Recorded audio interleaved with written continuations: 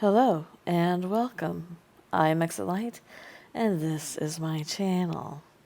Today I'm going to tell you the story of a young man who disappeared off the face of the planet. No trace. Left his family not knowing where their son is. And we'll see if someone's memory can't be jogged, some small clue. A lot of cases are solved on tiny clues that nobody thinks are important, but they really are. Before we get started, if you would please give this video a thumbs up, and if you are not already, please subscribe. It really helps my channel to be seen and recommended to other viewers. Let's go. In the very early hours of August 30th, 2013, 19-year-old Bryce Laspisa was on his way home to his parents' house in Laguna Niguel, California. It was at 2 o'clock in the morning that he called his mother to tell her that he was tired and he needed to pull off to the side of Interstate 5 in the Sierra Pelona Mountains. And this was the last time that Michael and Karen Laspisa ever heard from their young son. What would have normally been a 3-hour afternoon drive turned into half a day of waiting. When the doorbell finally rang the next morning, the Laspisas hoped to see their son standing on the other side. Instead, they received the news that no parent ever wants to hear. Laspisa's car had been found wrecked near Castaic Lake. There was no sign of Bryce, and to this day, he's not been found. Here's the story of one of the most tragic and baffling missing person cases in recent history. Bryce Laspisa was an only child born on April 30th, 1994, to Karen and Michael Laspisa in Springfield, Illinois. Early on, he demonstrated a talent for art, photography, drawing, painting, and he was an easygoing, charming child. He had no problem making friends, and he took this with him the older he got. In 2012, Laspisa graduated from Naperville Central High School outside of Chicago.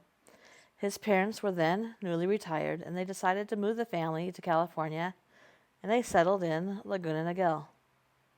Soon after arriving, Laspisa moved north to Chico, which is about 90 minutes past Sacramento. He was about to begin his freshman year studying graphic and industrial design at Sierra College.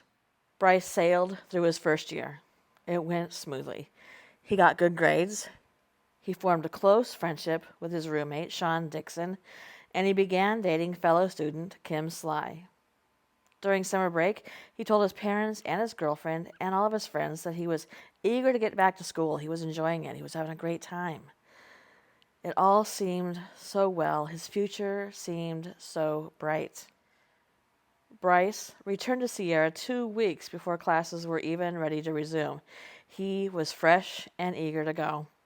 Karen described a phone call that they had after his return as a completely normal conversation. He attended his classes and reunited with his friends, and he was happy. Unfortunately, it wasn't long before Bryce's life seemed to slowly unravel. Sean and Kim noticed subtle changes in his behavior at first. He was becoming more withdrawn, acting a little erratic, seemed kind of depressed. Kim recalled that Bryce admitted to taking Vyvanse, which is an amphetamine, and it's used to treat ADHD, which is a condition that Bryce did not have and had never been diagnosed with. And it had severe side effects associated with it, including psychosis, depression, and mania. Then, Sean Dixon reported that Bryce also began to drink hard liquor every day, heavily, sometimes as much as 2/5 in a single weekend, and confirmed Kim's claim that his roommate had been taking Vyvanse. Bryce became more and more depressed, more and more erratic. Bryce confessed to Kim that he'd taken the drug so he could stay up late playing video games. And although she was alarmed, he seemed very dismissive of the fact. Something seemed to have gone terribly wrong with him, but no one was quite sure what had happened. According to both Sean and Kim, Bryce's use of the Vyvanse became alarmingly frequent during the first 2 weeks of the fall semester. On August 27th, he broke up with Kim by a text message saying that she'd be better off without him. He also sent a message to Sean, and it was unusually heartfelt. The text message read, "I love you, bro. Seriously. You are the best person I've ever met. You saved my soul." That same day, he gave Sean his Xbox, and he gave away a pair of diamond earrings that had been given to him by his mother. So, on August 28th, Sean made the decision to call Bryce's mother, Karen. He told her that he was worried about her son. Later that same night, Bryce called his mother, and he was at Kim's house, and he was upset. Kim was concerned enough about him that she had taken away the keys to his 2003 Toyota Highlander. She believed that he was in no condition to drive anywhere. He informed his mother of the argument, and Karen quickly got on the phone to Kim and convinced her to give him his keys back so that he could drive home and go to bed. It was then that his mother offered to fly north to check on him, but he told her not to come until he'd spoken to her the next day. He said, "I have a lot to talk to you about." He left Kim's apartment at 11:30 p.m. that night. At 1 a.m. on August 29th, Bryce called his mother again. Although she assumed he was calling from his apartment, phone records later showed that he'd called from a location about an hour's drive south of Rockland. Then, at 11 a.m., she and her husband were notified that Bryce had used their insurance roadside assistance service. A man named Christian, who was the owner of Castro Tire and Gas in the town of Buttonwillow, reported that he had delivered 3 gallons of gasoline to their son after he ran out of fuel around 9 a.m. Christian offered to return to the spot where he'd seen Bryce last. There, Christian discovered that Bryce was still there. He hadn't moved in hours. Christian approached him and he told him that his parents were worried, and he had called them to let them know where his son's location was. Bryce agreed to make the 3-hour drive home, and Christian watched as he drove off about 3 p.m. As the hours passed, the Laspisas still had not heard from Bryce. So, they reluctantly filed a missing persons report with the Orange County Sheriff's Department. By tracking his cell phone, 2 officers were able to locate him just a few miles from where Christian had seen him last.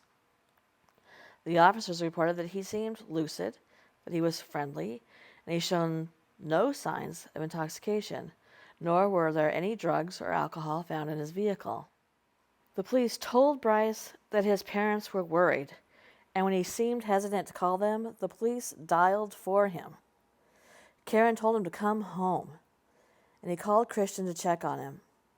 By this point, Michael and Karen were relieved when Christian called to confirm that their son had gotten back onto I-5 and had headed south. It was then that at 2 a.m. on August 30th, Bryce called his mother one last time to tell her that he was too tired to drive anymore and was going to pull off the road to sleep. She agreed with that decision and expected to see him in the morning. But when the doorbell rang 6 hours later, it was not their son on their doorstep. It was a California Highway Patrol officer. Bryce's car had been found abandoned near Castic Lake. The rear window had been shattered, and his phone, his laptop, and a wallet were all found inside, but there was no trace of Bryce himself. Surveillance footage showed that at 2:15 a.m., he had turned onto an access road rather than pulling off for a roadside nap. Divers then dredged Castic Lake and found no trace of him. Police dogs tracked his scent across a bridge to a nearby truck stop, and that is where the trail went cold. On September 13th, charred remains were found near Castic Lake, but they were also found to not be Bryce's. 4 years later, a skull was found near Templin Highway and was likewise ruled out. Similar reports over the years have also left investigators empty-handed. Without a body, detectives were unable to close this case. A number of theories were proposed to explain Bryce's disappearance. That he'd left behind his phone and wallet could indicate that he intended to abandon his old life for a new one, either under an assumed identity or off the grid. However, why would he smash in his own rear window? Plus, as we've talked about this theory before, it's almost impossible to go off the grid. You have to have saved cash for a very long time to support yourself. You don't have identification, you don't have a social security number, you don't have any means of supporting yourself if you don't have a large amount of cash saved up that you're packing with you. So that seems highly unlikely. But is it possible that his drug and alcohol abuse provoked a psychotic break? Or perhaps the withdrawal from the Vyvanse caused a sudden, severe depression? It's also possible that he did die on or around the night of August 30th, and his remains have just yet to be found. Although I don't know how that's possible, if he died in his car or died along the road going to search for help, how is it possible? And again, why was his rear view window smashed in? And he wouldn't take his phone if something had happened and he was trying to go get help.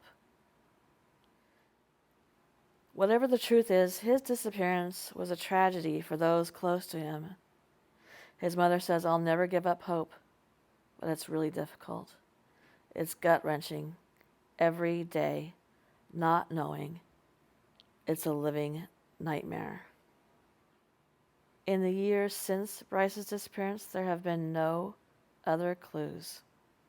His parents still issue missing persons posters, and they remain hopeful that someday they'll learn the truth. So, again, any small detail in this case would be much more than they have now. If anybody saw something, it doesn't even have to have been something that you thought was suspicious. Just saw something. Or spoke to Bryce. Please call the FBI or the Sheriff's Department. Thank you for coming. And good night. Hello.